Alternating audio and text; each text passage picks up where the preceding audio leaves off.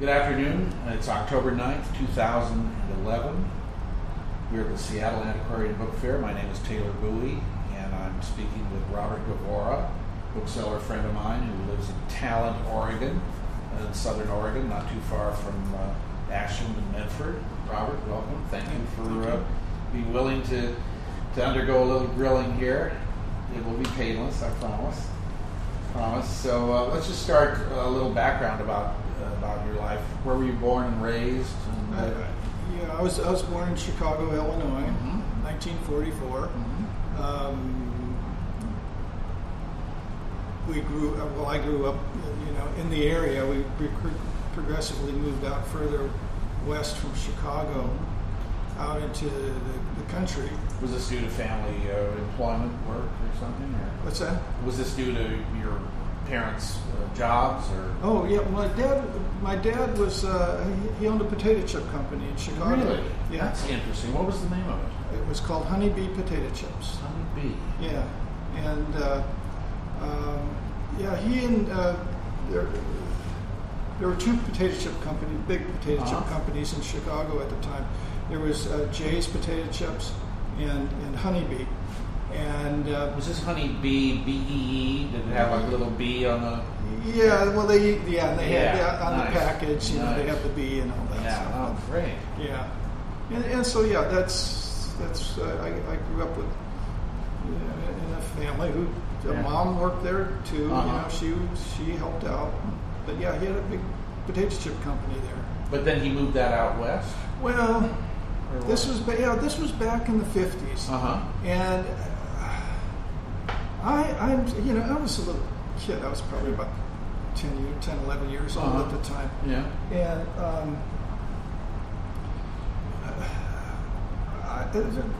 the Red Scare was going on. He was really worried about the atomic bomb. Really? Interesting. Yeah. And Chicago was a prime target. Yeah. So he moved the business out to this little town called Earlville, about 60 miles west of Chicago. And it's still in Illinois, though? It's west of Chicago, northern Illinois. Okay, yeah. Earlville. Yeah, Earlville, 1,500 people. Yeah. And that's from 11 years old until I was about 21, 22. Really? That's where I lived. Yeah. Wow, that must have been quite a shock to go from Chicago to 1,500 people. Yeah, it was. I didn't want to do it. My sister did. But after a year, it kind of reversed. I really loved it, being out there in this small town. We lived on a farm. Dad was a gentleman farmer. He owned the farm, but hired it out. But there was a potato chip factory nearby? Yeah, by that time, though, he had stopped making potato chips and was making other snack foods like caramel corn. Oh, really? Under the same name? He changed it to Maize Industries. So it's mostly corn, sort of. That sounds very corporate by comparison. Maize Industries. So he was one of the, and he may have even kind of developed was the corn curls, the cheese curls. Oh yeah, yeah. He was the first or one of the first to manufacture. That's interesting. And he used to ship it all over the country. Now, when you were little, did you participate in the family business? Yeah, by the time I was a teenager, that was my summer job. What did you do? Oh, made kettles of caramel corn. You did? The caramel. Wow. Sit by the machines that would make the corn curls. Wow, just watch. It's very.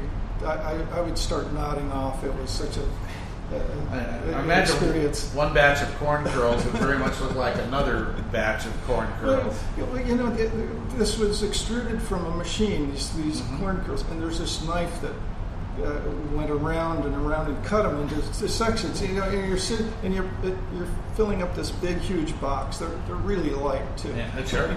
Yeah, and so you're sitting there and you hear this knife going, ka-chunk, ka-chunk, ka-chunk, ka-chunk, and it's very soothing, restful, and it has pretty a soon. Nice rhythm to it. You start nodding off. Did you? I assume you probably got sick of eating. Oh, I didn't like them at the time. Yeah. No, I didn't eat those. Yeah. The They- caramel corn I liked because it was nice and sweet. But Right. the corn curls, no. But I like them now. Yeah, well, you're enough removed from the source now. Well, so through high school you worked for your dad. Yeah. Yeah. And after high school, what did you do?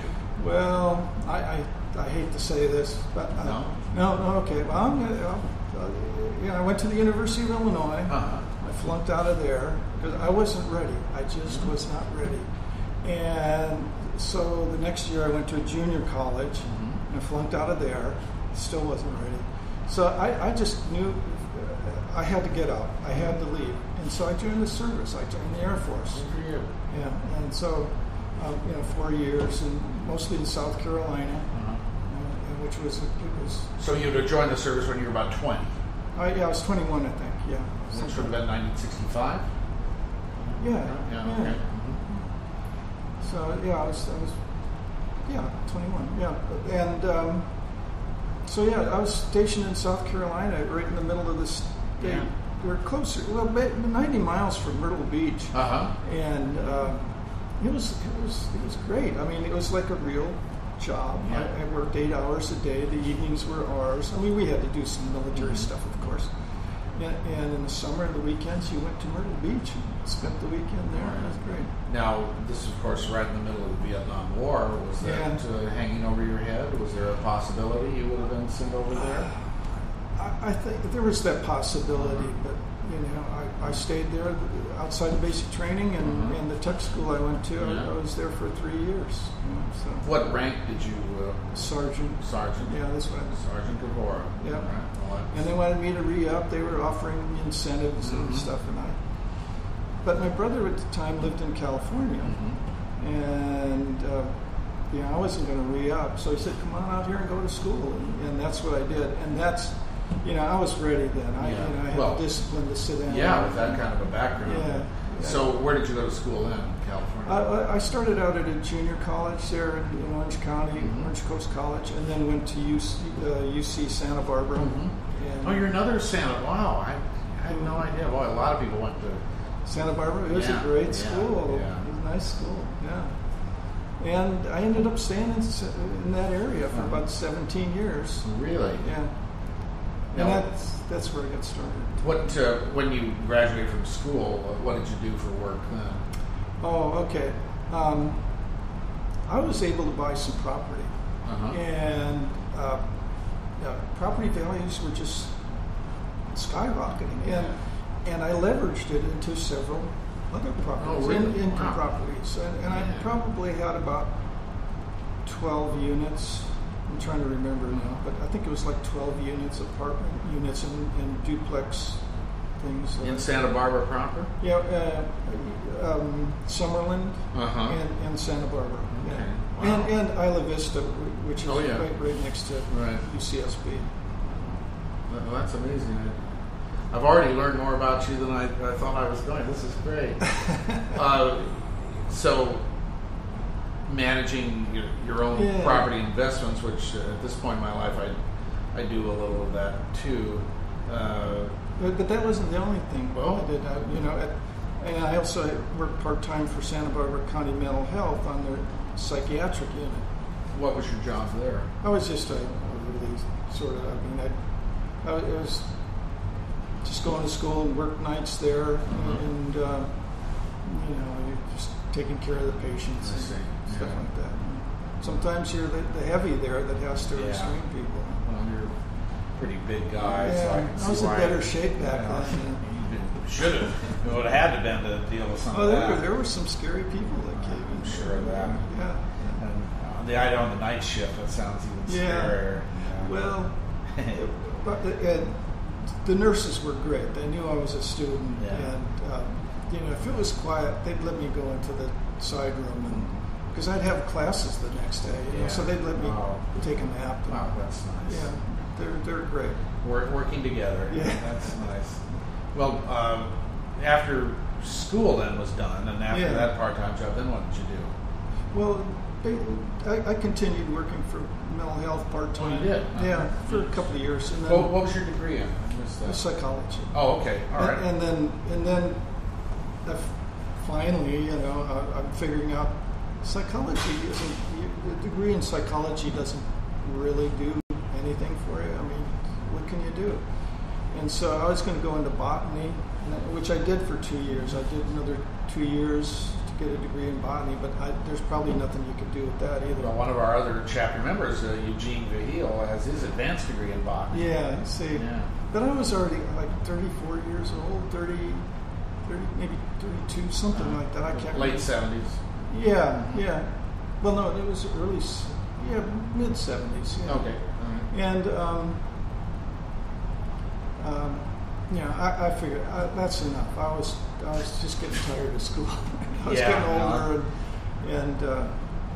so that was it. So I just concentrated on the real estate, and I was doing quite well. That's good. Yeah. So anyway. Well, we're somewhere along the line. We're going to get into how you got into the book business. Which does kind of lead into it.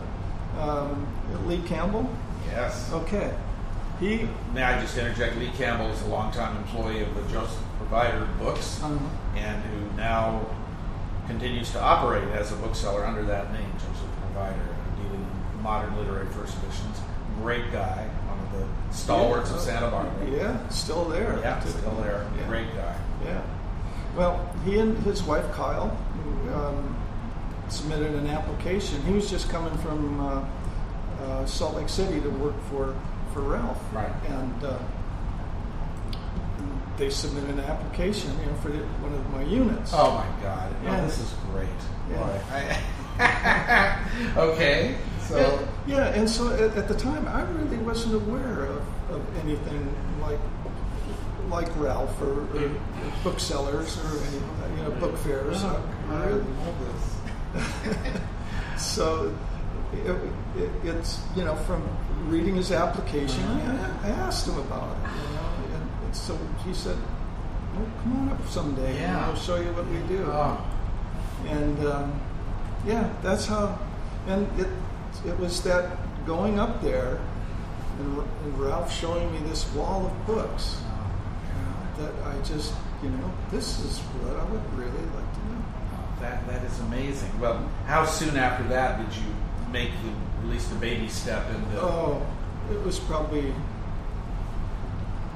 Well, I really started in 1984. So it's probably about 2 years or something like that before I really.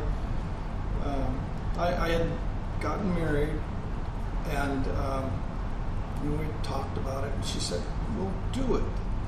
I said, "Fine." I just did it, and at the time I lived had this house in Santa Barbara, and a big 3-car garage in the back.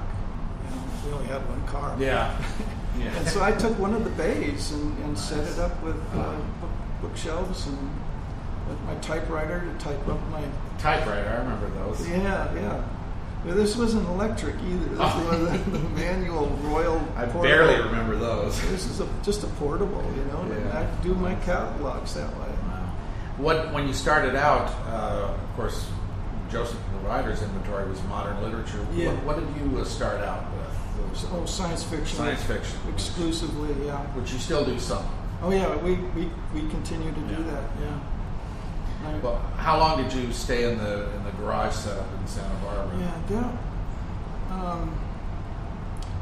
well, probably, I can't remember the time frame now because it's probably about 2 years, but then we moved down to the street. We got another property down there that had a huge backyard. And nice. Our intention was to build a house in the back of this old Victorian home. Really? Yeah. Wow. And which is what we did. Uh-huh.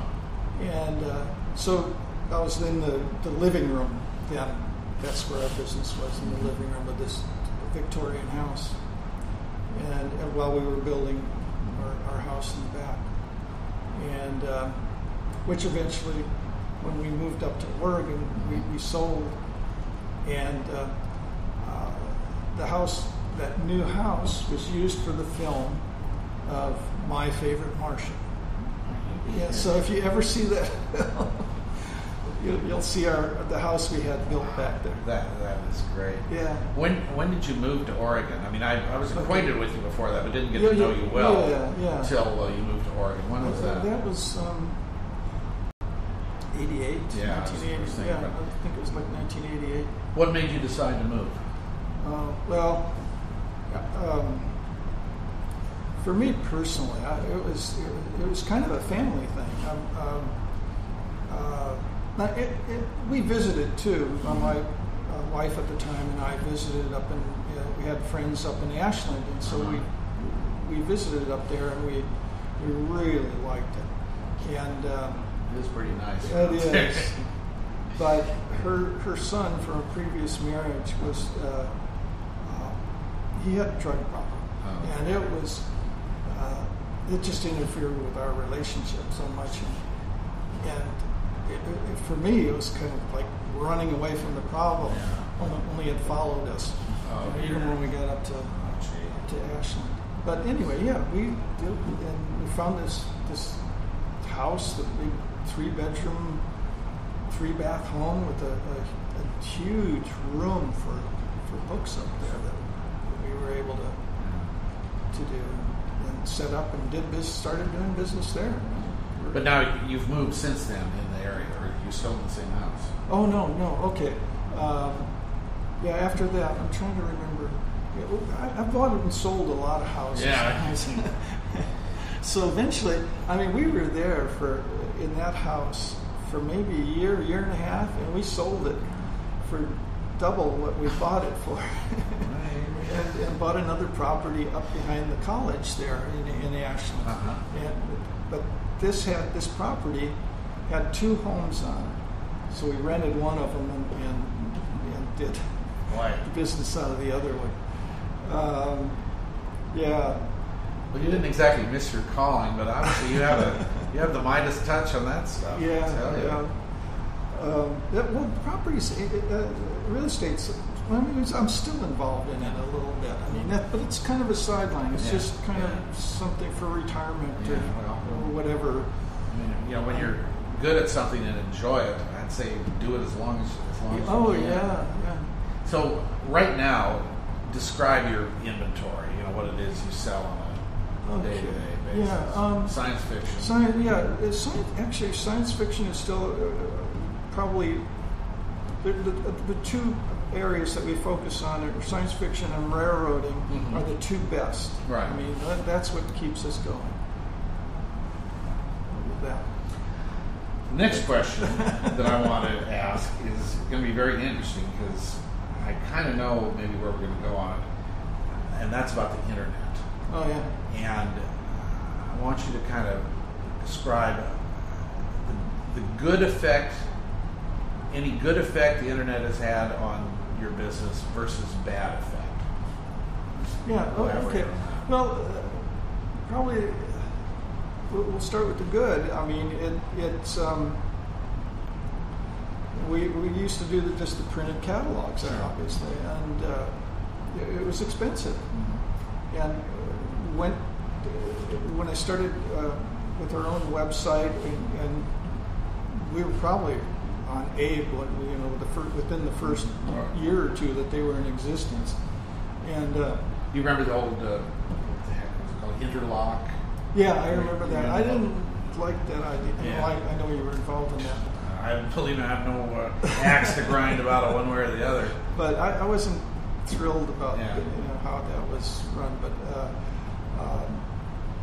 But I was on ABAA, and we had our own kind of site that was very basic at the time. So you didn't need any convincing when the opportunity came to list books online. No, I wasn't really convinced. I was just talking to people, and one person, local customer at the time, and I was in Portland at the time.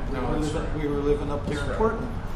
We had moved up there, and he was able to get us started in it. He encouraged us, and so I figured, okay, why not?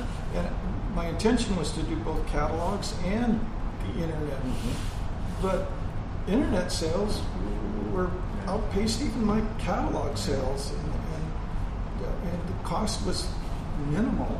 And so, do you issue printed lists anymore? I did for a little while, but it was just a list. Yeah. But I don't do that.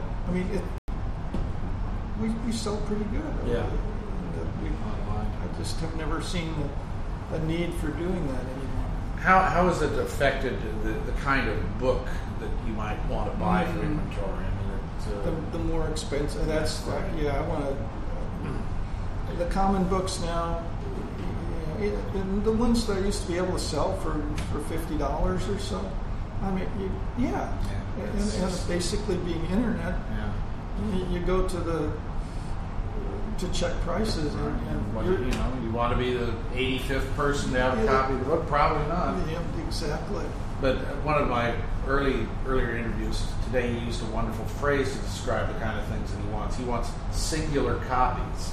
By that he meant ones that stand out. Right. That's basically what it comes down to. Exactly. And you don't want to just be somewhere in the middle of a book that you used to think was scarce, and right. we know it isn't now. Right. So. And that's what we're trying to do. We're trying to, even now, at the Sacramento Book Fair. I was going to mention that. My $5 books. Yeah, you had a bunch of wonderful $5 books, and I was thinking at the time, if this had been 20 years ago, I would have bought them all. Yeah. But of course, 20 years ago, you wouldn't have been selling them for $5. But things have changed, and the old favorites, University of Oklahoma Press, Oh, yeah. always did. I mean, and I have more of those. Next fair will be more $5. There'll be more $5 books. Well, that's a good venue for it, I think, the Sacramento show. Yeah, it is. It's great for that. So your business is kind of more from the list oriented to the internet, and then you do some book fairs. Fair number? Yeah, I do probably about 12 events a year. Oh my goodness! And they're not all book fairs. Well, there's railroad shows that I do. Sales events. Yeah, sales events. Yeah, I do about 12. Do those continue to be an important part of sales, or just of business? Yeah, business. Yeah, I don't always come out ahead, but I go to buy. Being just out of the house, Sure. Internet. I need to get out there. And this is how I find my stuff. Yeah, a lot of it. Exactly. That's right. Because I don't get that many collections offered to me. It's nice when it happens, but it's not enough. So obviously, I guess you've never had a open shop. Not for about a year in Ashland. I had kind of a semi-open. Oh, really? Yeah, but it was just. It was out of a storage facility. I mean, it was brand new. It had a 20 by 20 storage area and then an office attached. And for about a year I was there. Interesting. And, people were welcome to come by there, but that's about the closest I ever came. So you did your work in the office, and if somebody came by, you could show them. It was right there. Yeah, more of an office than a shop. Almost. Yeah. But you don't ever see yourself, I take it this way, opening a shop. I've often thought of it. I really have, but it's just, I don't know. I kind of like the idea too. I mean, there's a benefit to having a shop because you do have those books coming in. Yeah. It's like waving the flag. People know you're there. Yeah. But then again, this gives me the flexibility to do like go to the fairs like here. And we do like to travel around. So you do fairs back east at all, or just pretty much out west? I think the farthest east I've gone is St. Paul. Oh, yeah. So the Twin Cities Fair. Huh? Yeah. Have you done that recently? This last year is the first time we've missed it. Gosh, years. Oh, really? 12 years. Yeah. So you worked with. That was a fair that Larry Dingman. Yeah. No, we miss Larry. I got in there somehow when there was a waiting list, and so I was able to get half a booth. Now there's no waiting list. The waiting is on the part of the fair promoters, waiting for people to sign up. Exactly. Yeah. And I guess the other eastern one is Denver. We've done, but this last year was the only first people time. like you and me who live out here think that Denver is east of anything. Yeah. How does the Seattle Book Fair rank? Not any particular year, but just in general. Yeah. Well, it's a good fair. We enjoy it. this year, as far as sales, we're not doing that great. But we've done well, we've done poorly. Yeah. It just averages out. But, averages out. But we come to buy it too, Yeah. and we bought very well Very this well. time. Yeah. Do you have any time when you go on these trips to get around to local shops? I mean, I know they're very Every few. once in a while we do. Usually we feel kind of rushed, and we just rush in to do the fair and then rush out. But I know you make long drives in one day. Yeah. I know that. I'm not so good at that myself. What do you see for the future of the trade, just in general? Is it going to be more and more internet oriented, or has that maybe leveled off? Where are we going? Yeah, that's a good question. I don't know. I see a lot of people listing books out there, and a lot of wannabe booksellers. Most of them just this is kind of a hobby, but it's not. It's so easy now to make the appearance of being a bookseller. Yeah. How about the demographics of your customers? A lot of people are always moaning that it's an aging group and everything, but I've found at the Seattle Fair we have a lot of younger buyers. Yeah. How about you? Yeah, I find that too. Yeah. Even down in Sacramento, quite a number. Yeah. And the small Portland Book Fair that we do. Did you do the last one? How was that? I like that woman that runs it. She's really nice. Yeah, Rachel. She's nice.